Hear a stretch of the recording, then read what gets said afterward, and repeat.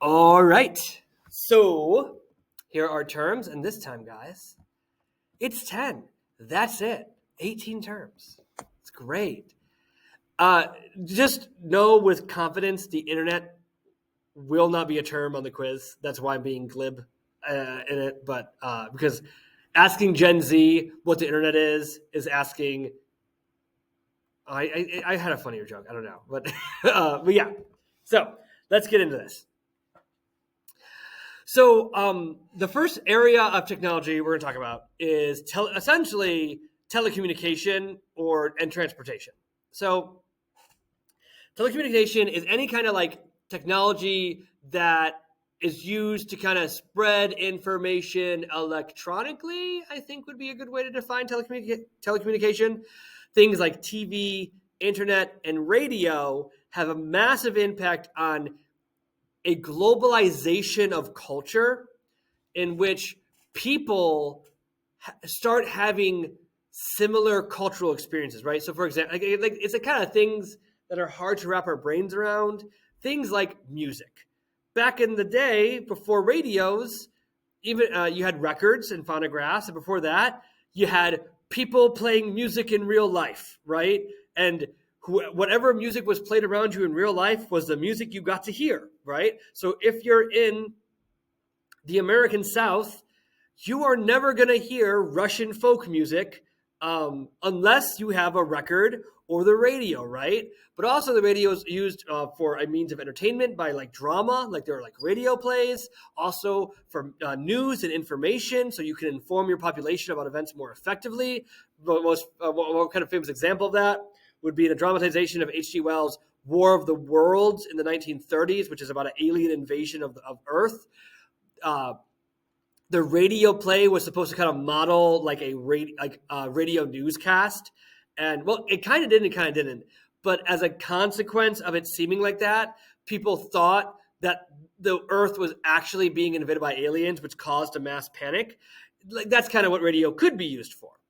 The internet is just like the radio, only you can send written information, you can send more information. TV sends visual information, but very similar to radio. And so like people learn about things that they never would have learned of without this technology. When cell phones become invented, that allows people to communicate just with the phone part more directly. But then smartphones even give people access to information far more, right? That memorization, and you guys are living in a world where this is like hard to. I mean, you guys still have to memorize things as your teachers tell you to, but also, in all honesty, I'm not going to say this as your teacher, memorization doesn't matter as much because when you're under the workforce, you have access to all this information. Guys, I look up so many things for my job, right? I don't have to memorize all that. I happen to like the history, so it sticks in my brain longer, but I don't have to because I can just look it up. Social media is another tool that allows people to connect more. Things like Twitter or Facebook or the TikTok. I added that because the book was before TikTok was a big thing. So that's like a more contemporary addition. But there are political impacts of the telecommunication. The examples that AMSCO gives is like the filming of police in the United States galvanizing activist movements that want to hold police more accountable for their actions. Also, things like social media were integral to the Arab Spring movement in the early 2010s, where protests were organized via Twitter, via Facebook.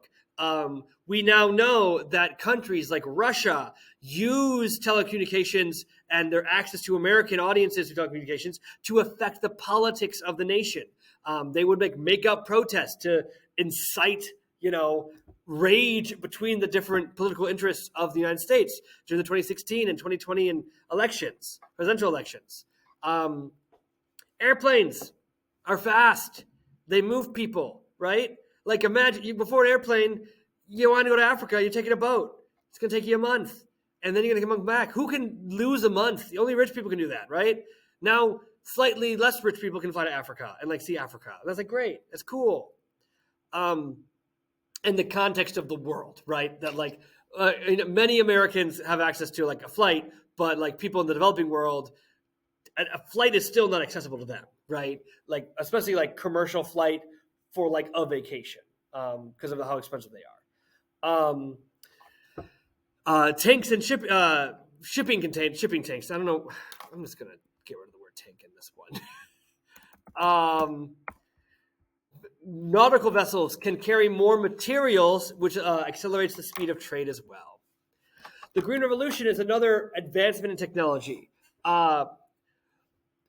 By the mid-20th century, the amount of food humans could produce with pre-existing methods had reached a ceiling, which means that we could only, as a population, produce enough food to barely feed us. And if one thing went wrong, famine was becoming a more consistent problem throughout the world. Scientists using artificial selection and eventually their increased understanding of the genome are able to change crops to give them attributes that are more productive and beneficial to them. A great example of this would be it's like a type of grain. I think it's called like dwarf grain. And dwarf grain is really good because it only grows so high. And what that means, but it still produces the same amount of like fruit from like the grain seed, which then gets milled into flour. It still produces the same amount of that, but because it is smaller, it doesn't need as much energy to grow, so it matures faster. So some places can harvest grain twice in a period of time, where like taller non-dwarf strains of grain would take an entire season to grow. It also has something to do with like shattering, and when it matures, it doesn't shatter, which means you don't lose some grain to like when it like shatters prematurely. Interestingly enough, though, a consequence of this kind of genetic engineering is changes in the makeup of gluten in this flour, and actually medical conditions like celiac disease and gluten intolerance increased as a consequence of the Green Revolution. So like the whole like gluten-free thing, that's the Green Revolution's like fault. Then just people start farming more, and technology gives people more access to land that historically had not been usable as farmland. So farmers irrigate more, they fertilize more, they use more pesticides in lands that like used to not be able to be used for farming.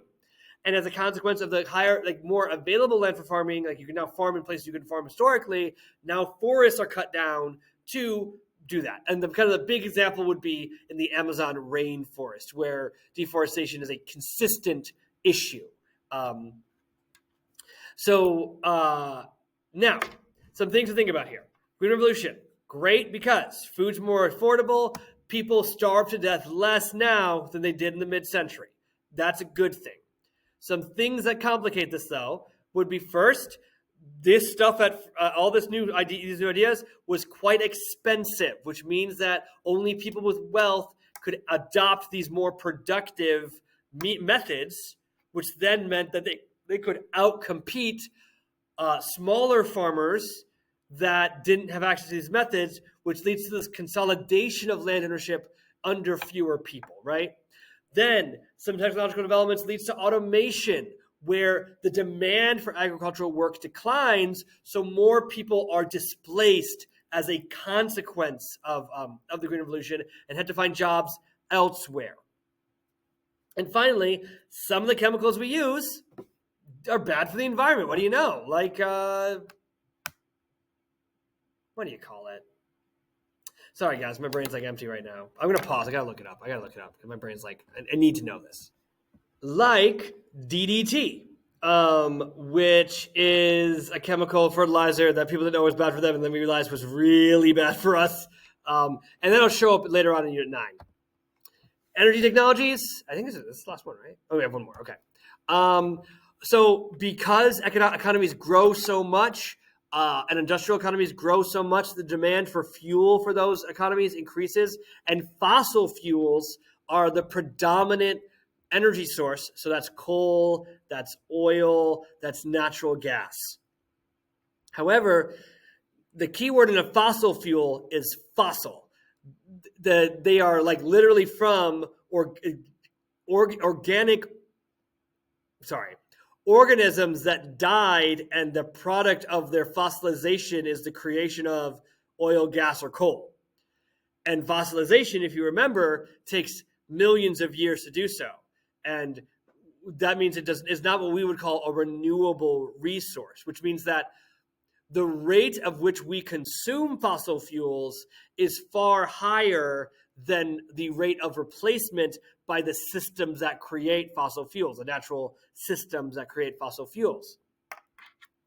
In addition to that, they also contribute to global warming because the byproduct of the burning of fossil fuels, carbon dioxide, has a reflective property on heat. And so when it gets released to the atmosphere, it traps heat in our atmosphere and makes the planet, in general, on average, progressively warmer and warmer, which disrupts the patterns of human settlement that have been established for different climates, right? So, like,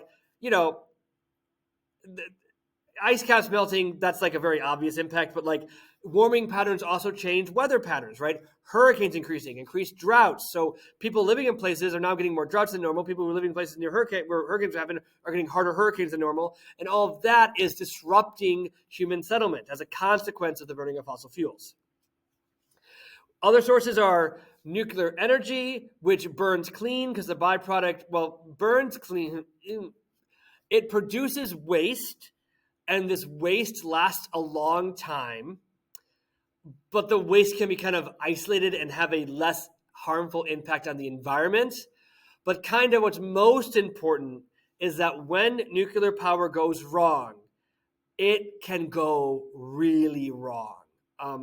For example, places like Chernobyl, I think it's the Fukushima nuclear plant in Japan. These events were periods where a nuclear reactor began to leak radiation into the environment, and places like Chernobyl, which is in Ukraine, have limited habitability even to this day because of how dangerous it is to live around the radiation. Fukushima was managed better, but still, for a period of time, was very dangerous for the people of Japan. Wind and solar energy, they are renewable because we always got wind, and in fact, the more we burn fossil fuels, the more wind we get, actually. Don't quote me on that. Don't tell Ms. Roberts I said that. And solar, we have the sun for another few billion years, and then when it dies, we don't have it, but like that's a billion years from now. Like, are we even going to be around? So that is energy technologies. Final innovation would be medical technologies, innovations. Antibiotics, the first biotics is penicillin, which is a fungus that kills bacteria, and then we eat that fungus in a pill form, and then it kills the bacteria inside of us. And that's really cool because you used to, if you got an infection, the place that got infected, if it could be removed, it was going, guys. You're losing your arm if you get an infection in your foot. I mean, your hand, your hand. I've been doing videos all period. I'm sorry. However, because it kills the bacteria, what happened was a very Darwinian principle that there were bacteria that had mutations that made them more resistant to penicillin. That bacteria was able to propagate and persist among the introduction of penicillin and reproduce. And so now we have strains of bacteria that are resistant to penicillin, which means that antibiotics while they've saved millions of lives over the past 50 years, they now are, it's now becoming less effective. Birth control is another medical innovation that has a great deal of impact on the developed world. It's a pill that prevents, there's also other things, hormonal treatments and like IUDs and things like that prevent pregnancy, that were better than previous, I think, God, I'm just getting blockers. They're called blocking contraceptives in AMSCO. So it's more reliable. Women can take it. And so women have control over whether they get pregnant or not. And this is birth control reshapes societies and economies. So because one of the key ways a woman leaves the workforce, essential ways or most significant ways women leave the workforce, is to give birth to a child. Because a woman's body over the 9th month period, the 9th gestation, is more vulnerable, right? Their bodies are changing a ton. And then when the child's born, someone has to raise that child. They can't just leave the child behind, especially in nuclear families and like in which is more prevalent in the developed world, where you have like the parents. It's like for a heterosexual couple, it would be like the parent, the mom and the dad having a child, and then gender norms would dictate that, oh, the man's the breadwinner, he goes to work, the woman stays behind to raise a child, and say when the child's able to enter the schooling system, they can now go back into work, but they haven't worked for 4 or 5 years. They have a 4 or 5 year gap in their resume, right? So they're a less attractive employee. They're an employee that's paid less as a consequence of that, right? So that massively transforms developed societies. Another really interesting case for this would be in China. In the 1980s, China enacts a one-child policy for the Han Chinese majority in China, specifically in the urban environments. And one of the key ways the one-child policy is enacted is they make birth control highly accessible to women. They do other things too, but the big one is women can access birth control if they want it. And so many women, because there's all these extra fees if you had an extra child and you don't want to do that, they use birth control, right? And China made that fully available. The PRC made that fully available. And because it became fully available, in general, in developed nations and China, fertility rates went down in the latter quarter of the 20th century because of that. And so populations are growing more slowly in certain parts, right? Developing nations like India still have like a massive, massive population rate growth compared to like developed nations like France. Currently, nations like Russia and Japan are threatened to have like negative birth rates where their death rate exceeds their birth rate. And finally, I think we're talking about vaccines. So vaccines become in general more available around the world.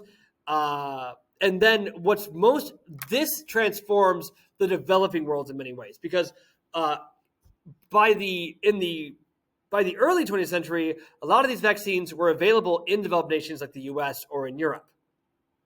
But diseases that were still like diseases like smallpox that we talked about all the way back in Unit 4 still persisted in the developing world.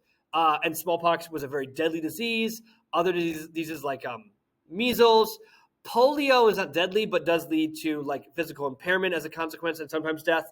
And all that requires to treat those or prevent those is a vaccine. And so the vaccines are made available, and vaccines saves millions of people a year, right? So this also is transformative to the human experience in the late 20th century.